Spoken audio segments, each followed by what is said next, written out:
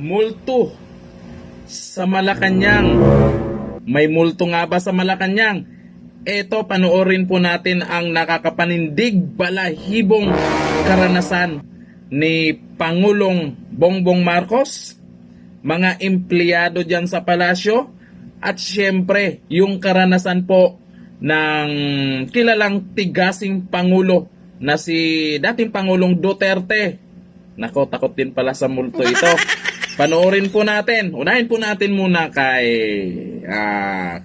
Pangulong Bongbong Marcos kung ano po yung karanasan po niya dyan o mga nagpaparamdam dyan sa Malacanang.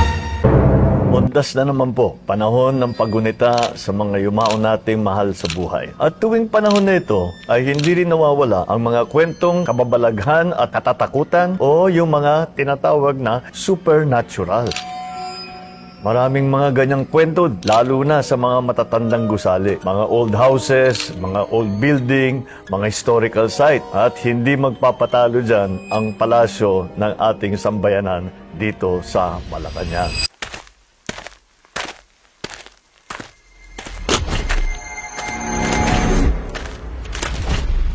Itinayo ang Malacanang noong mga 1750s ni Don Luis Rocha Camina. Ang Malacanang noon ay isang summer house. Binili naman ito ng Estado noong 1825 bilang summer house ng Gobernador General. Mula 1863, tinirahan ito ng 18 gobernador general, 14 na American military and civil governors at kinalaunan, mga pangulo ng ating bansa. Nakailang renovation at refurbishment na ang palasyo, makalipas ang ilang digmaan, pero ang pinakamalaking pag-remodel ay naganap ng time ng aking ama dahil ang mother ko ang gumawa ng remodeling. Itong mga kwento ito ay hindi ko pa talaga nakikwento sa mga anak ko. Baka matakot kasi. Pero since undas, Halloween naman, kikwentuhan ko muna kayo ng mga karanasan ko dito. Lalo na nung kabataan ko. Oh, are you ready? No, not really. Not really. Pero sige. Never mind. We're Let's go. Dito mismo, dito sa tinatawag na reception hall, nung una kaming dumating dito sa palasyo, yung mga security namin paggabi, dito natutulog at naglalatag sila dyan ng kama at dyan sila natutulog. At balitang-balita na kung minsan sa gabi ay may dumadating na ginigising sila na ang tawag nila si Father Brown. Sabi ko, bakit sino pa si Father Brown? Nung tinignan namin ang kasaysayan dito sa palasyo, meron daw talagang Father Brown na Amerikano na dati, nung panahon ng Amerikano, ay nandito nagtatrabaho. At ngayon, mukhang hindi na umalis dito sa palasyo. At pinupuntahan nga ang ating mga security natin. Paggabi, meron daw silang nararamdamang gumigising sa kanila. Baliwala na sa kanila. Sabi ko, kagabi, ginising na naman ako ni Father Brown. Nung ako'y nakatira sa isa dun sa mga guest room at ginagawa yung kwarto ko, kasama dito sa, malapit dito sa tinatawag na state dining room kung saan kami mag-cabinet meeting ngayon. Minsan, gabing-gabi na, umuwi ako, sinasara ko lang yung pintuan mula doon sa kwarto ko. Pagbukas ko ba naman ng pintuan, nakita ko biglang gumalaw yung mga buwan. Nagsisisigaw ako dito. At tumakbo ko. Sinabi ko, sinumbong ko sa security. Sabi ko, may multo, may multo, may multo. Sino yan? Si Father Brown lang siguro yan.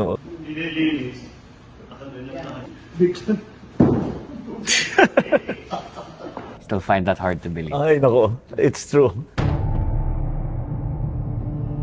Tapos nakita niyo dito sa palasyo, maraming chandelier. Pagka naririnig namin, nakikita namin na gumagalaw, sabi namin, baka mukhang may lindol. Kasi pag lindol, makikita mo, gumagalaw-gaw yung mga chandelier. Pero kung minsan, maraming chandelier nga, isa lang yung gumagalaw. At hindi namin alam, dahil wala namang bukas na bintana, hindi naman maabot ng tao yan, nakakapagtaka kung bakit nagkakaganon. Ito, nagbubukas ka mag-isa. Kagabi, isasara yan. Nakasarabi yan pag Hindi naman lock, pero nakasara. Sabi ng girl, Pagbalik siya, mas na. Sarado na yan. So, pinabayaan niya. Pagbalik niya naman, sarado na naman. Kung minsan, lalo na paggabi at nag-iisa ka, lalo na pagpaakyat dito sa front door, yung formal na hagdan na papasok sa palasyo, minsan, actually ilang beses nangyari sa akin, pag akyat ko na ganun, ramdam ko na may nakatingin sa akin dun sa likod. Kaya, pag tingin mo na gano'n, ramdam sa likod paglalakad ka. Tinitignan ko, pinalabas. Patras tuloy ako paakyat dahil nakakatakot, dahil alam ko na talagang alam nyo naman kuminsan, pag naglalakad ka, manaramdaman mo pag may nakatingin sa'yo, yung may sumusunod sa'yo. Ganun ang pakiramdam ko.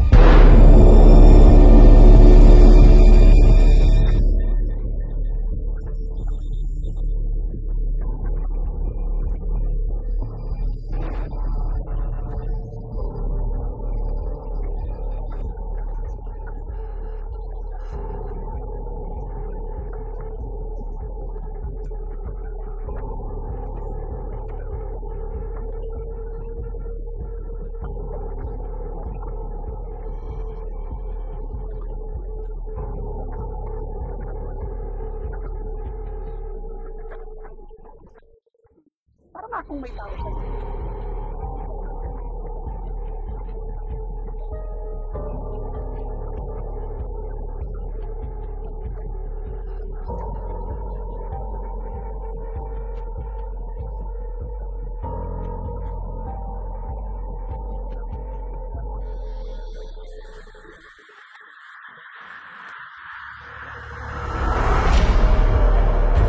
Minsan, nandito kasama ko maraming kaibigan, siguro mga 6 kami. At pumunta kami doon sa medyo madilim na lugar. Ghost hunting talaga ang ginawa namin. Malakas ang loob namin dahil marami. Oo, marami kami. Sabi namin, malakas ang loob namin. So sabi ko, doon tayo dahil maraming kwento doon sa lugar na yan. So yung isang kaibigan ko, bubuksan niya yung pintuan. Bago niya nahawakan yung doorknob, bumukas yung pintuan ng mag-isa. Nako, yung sigaw namin. 2:00 ng umaga yun. Alala ko yun eh. 2:00 ng umaga yun. Takbo kami doon sa kwarto ko. Inon namin lahat ng ilaw. Nagpatugtog kami ng music na malakas para mawala yung takot namin doon sa nangyari sa amin. Kaya paano yung, anong gagawin if we had ended up living here in the palace? Oh my God. Kuha na lang ako ng kondo sa malapit.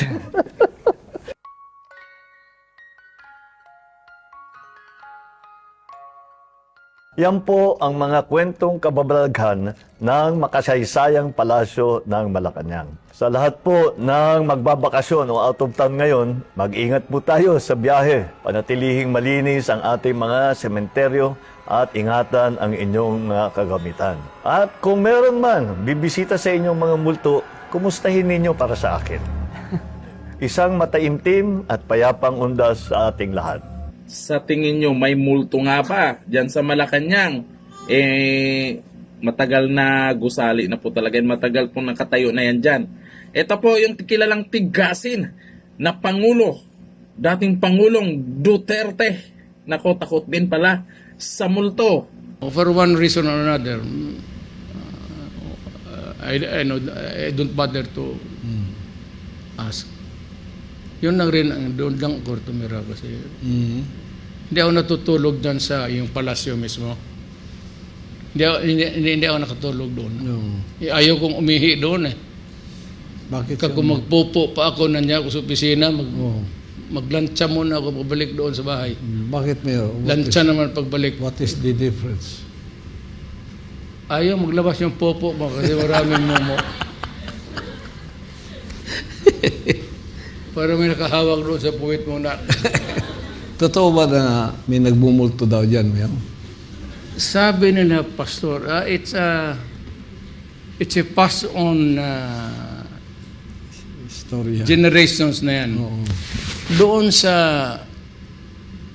yung tinutulugan namin na golf club, may kwarto. Maliit lang kasi yung kwarto. Maliit na kwarto yun, Pastor. Siguro dyan hanggang dito yung gano'n. Yan yung doon. Maliit lang yan. Yung isa, mas malaki ko hanggang dito. Hanggang dyan. Pang dressing na sa, mag-golf kayo. Dressing room ng president. Doon ako nasanay. Maganda ang palasyo. Mamili ka ng kwarto. Iba-ibang kulay. Mamili ka. Pero kung doon ako natulog, Pastor, ako pa yung unang presidente na mamatay sa bangungot. Kawawa naman.